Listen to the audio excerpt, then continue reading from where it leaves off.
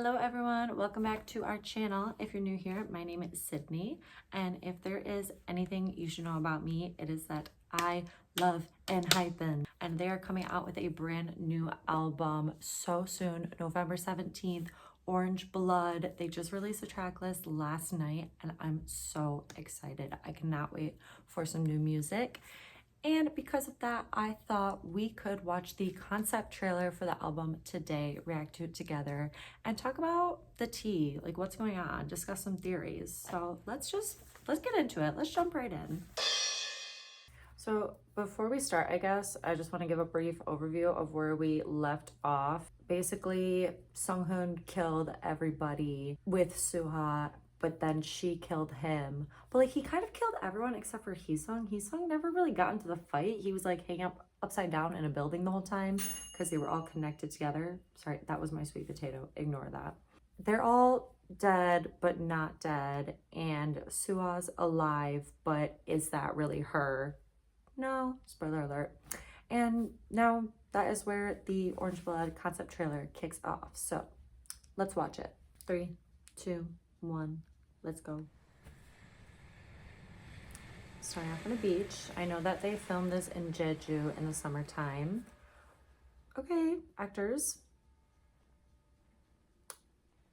Okay, so here we get the preview of how the last concept trailer ended. I don't know how they ended up in the ocean, or the sea, if you will.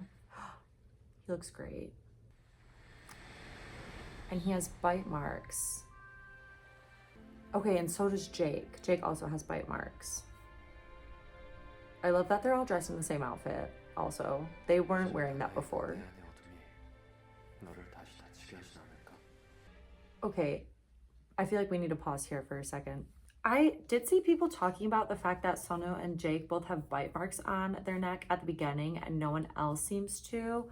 But I feel like that's just because at the end, right, when they're lying like dead in the snow, she bites them. She's sucking their blood. And then also the whole thing about like the darkness inside me, like, will it hurt you again?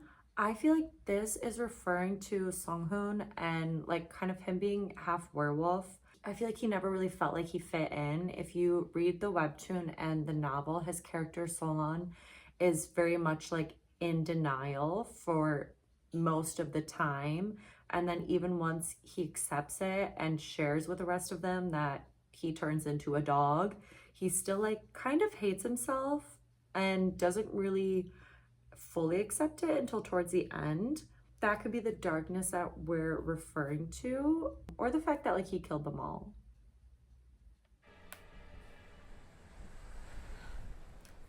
And she's got a lip ring here. That's not Suha, that's Selin. But suddenly it's daytime. I really like the way that this is filmed. I also saw people talking about the fact that there's smoke coming off of him. But if you watch the behind for this, there's incense burning. So now it's unclear whether the smoke is related to, spoiler alert, the house fire, or if it's just the incense in the background. It's so cute. I love this song. This is my favorite scene of Sunghoon and Sonu running. I mean, all of them, but like the way... I like this too. This was cute. It's just all like the glimpses of them being human, because whatever Miss Evil Girl did to them, they're no longer vampires. Jake can get injured. Jake? Sorry, that's Jay getting injured. Jake can swim before he couldn't because of his fire. Jungwon experiencing normal speed for the first time.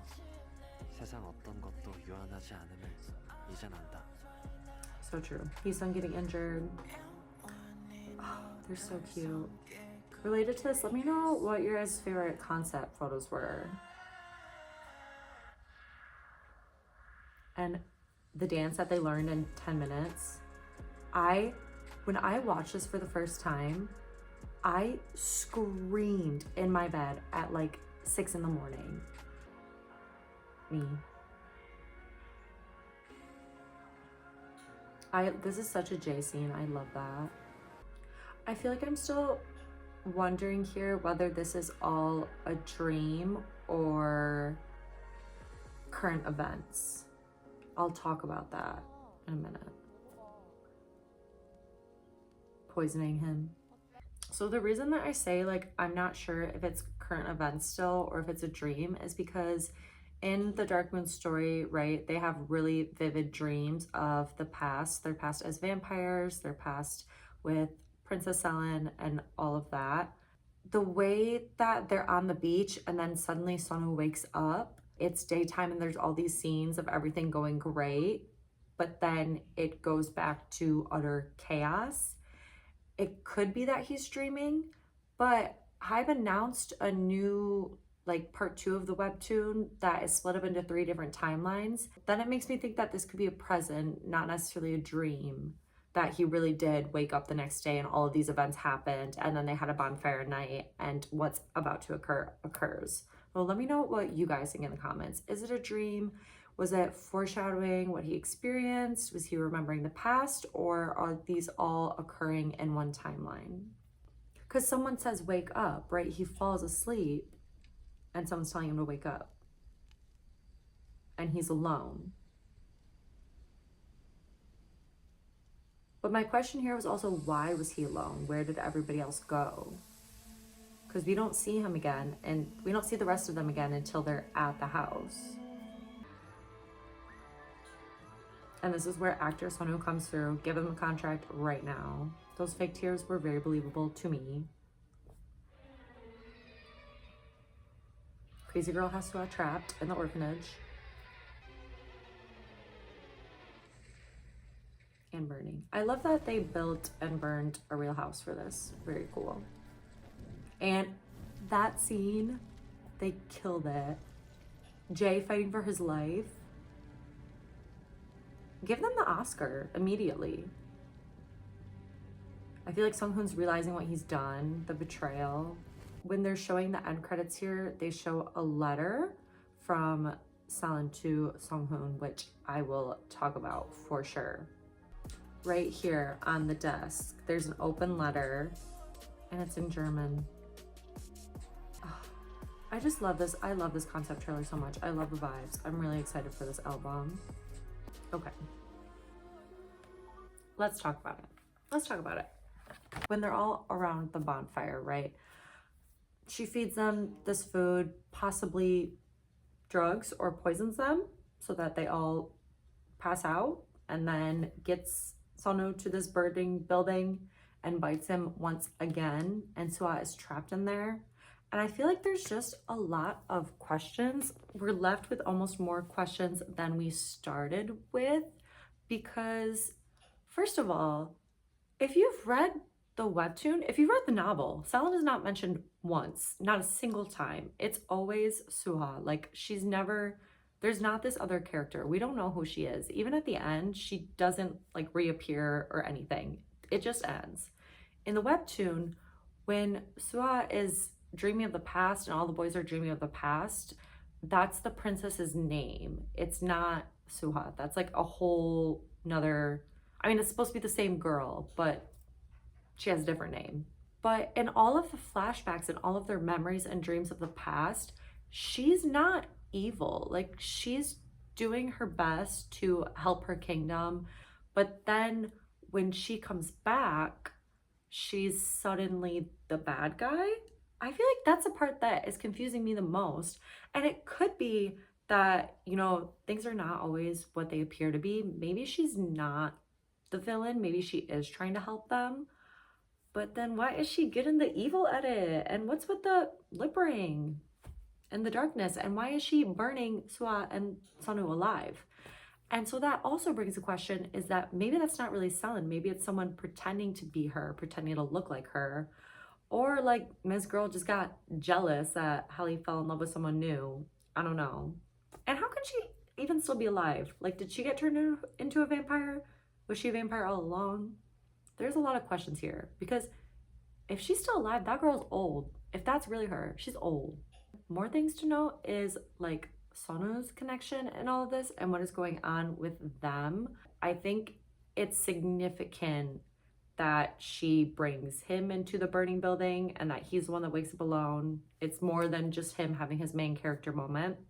And I feel like it has something to do with Xian being different and maybe them turning into vampires. He could have been the first vampire.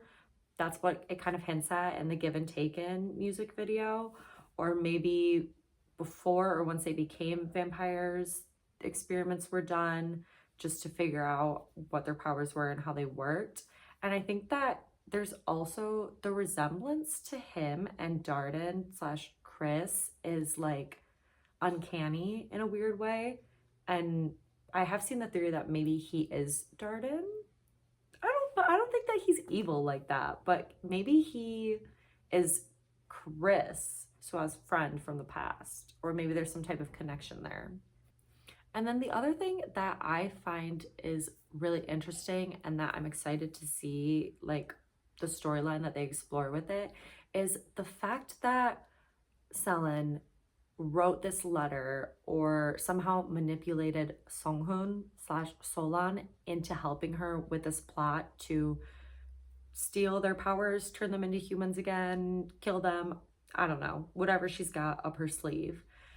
She has always had this very strong connection with Helly, and he would do anything for her. Like, he would die for her. So you would think that he would be the easiest to manipulate. But in the novel version, Helly is more than just telepathic. He can fully read anyone's mind. He tries his best not to, but he can and he will if necessary. And so maybe that's part of it. That was one of the things I could think of, was that she knows that he'll catch on to her, or that he's somehow going to find out her plan. Maybe she can't fully hide her thoughts from him. And just the fact that he's so connected to Sua now and so in love with her. And maybe she knew that she could only pretend so well that he would eventually like suss her out and catch on to her evil plan. Or even that he just wouldn't be manipulated by her. Like, he'd be like, that's a bad idea. Why would I kill all of my brothers? Sunghoon has this other backstory of like how he became a werewolf, why he is different from the other members, why that's the power he got. And so maybe she saw him as more easy to manipulate. You know, Solon as a character, like I said, kind of really hates himself. He would give anything for them to be human again, because not only are they no longer vampires, but he no longer has to deal with the fact that he's a part of two species that hate each other and that will always hate each other. And so maybe she knew that he would jump at this opportunity to kind of save them. Like, he really thought that he was helping the members. I don't think that there's anything evil behind his actions. I think he really believed that this girl is Sua. She wants the best for them. She's trying to help him and help them. And he was just too easily manipulated by her and did exactly what she wanted. And now suddenly he's realizing that she betrayed me. Like, this isn't what is supposed to happen. But then there's that whole thing of like her calling him her lover and like thanking him and saying, I'm sorry I didn't remember our past together. Like, thank you for trusting me and all of this other stuff. And I'm just like, what past? What past is she referring to? Like, there's something romantic going on here that we haven't explored yet or gotten a glimpse of. And I'm really like extremely curious about it because I think it's gonna be really fun. But like, I'm also wondering if we're creating a love triangle or if that's not the case, because things can definitely get a little messy. It's very much giving the Vampire Diaries, Damon and Stefan, Catherine and Elena, Selen being Catherine because she's a little bit evil. And then as far as Damon and Stefan go, I want to hear what your guys' thoughts. Who in the storyline do you think is Damon and who do you think is Stefan? And then one thing that I came up with, I was actually reading the webtoon the other day and I texted this to Allie, is that in the webtoon, spoiler alert if you haven't read it, Khan falls in love with Sua because he sees her on a full moon. And I immediately made the connection, like, then can that also happen to Solon? Because he's part werewolf. And if werewolves fall in love with the first woman they see during a full moon, then could that also happen to him? Has it happened to him, or will it in the next story we're about to get? And is that why he is blindly following Suha / Selin through all of these things? Or maybe did it happen in the past and he just doesn't remember it, or we haven't gotten a glimpse of that yet? Because that could explain a lot of things, I think. And then on the opposite, if he's not affected by that, then why? All right, you guys, my brain is starting to hurt. I feel like that's all I have for right now, but I want to hear your theories. I want to hear what you thought of the concept trailer in the comments below, and let me know what song you are most looking forward to. Orange Blood drops November 17th. We've got less than 3 weeks to go, so claim your track right now. Claim it in the comments. Which one is going to be your girl? I want to know. I want to hear about it. We will hopefully be reacting to the music video together. A lot of fun things planned for our channel and more to come, so make sure you guys hit the subscribe button, like, and comment below, and I will see you guys on Friday. Thank you for watching. I was falling. 네가 날 비춰주기 전엔 It was dark 어두웠지 네가 날 깨워주기 전에